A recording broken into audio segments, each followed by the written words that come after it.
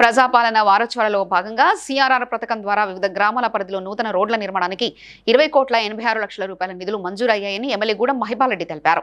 నందిగామ నుండి బానూరు గ్రామం వరకు బీటీ రోడ్డు నిర్మాణ పనులకు, అనంతరం నందిగామ గ్రామంలో 50,000 రూపాయలతో చేపట్టనున్న అభివృద్ధి పనులకు శంకుస్థాపన చేశారు. ఈ కార్యక్రమంలో కాంగ్రెస్ నాయకులు వెంకటరెడ్డి, దశరథ్ రెడ్డి, గోపాల్ తదితరులు పాల్గొన్నారు.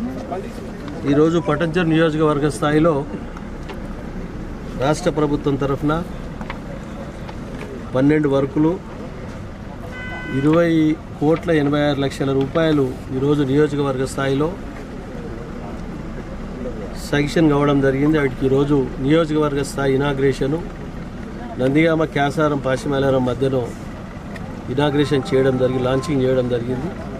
ఇది పూర్తి స్థాయిలో అసలు సేకరించి తప్పకుండా పరిష్కరించే మార్గంలో ప్రణాళిక సిద్ధం చేసుకొని ఆ ప్రణాళికబద్ధంగా ఏ విధంగా మనము ఫైనాన్షియల్గా ఏ విధంగా ముందుకు పోవాలనే ఆలోచనతో అవన్నీ సిద్ధం చేసుకొని ముందుకు పోతాం. తప్పకుండా ఈ కార్యక్రమంలో పాల్గొన్న అధికార యంత్రాంగము, స్థానిక నాయకులు, కార్యకర్తలు, పత్రికా సోదరులకు అందరికీ పేరు పేరున ధన్యవాదాలు.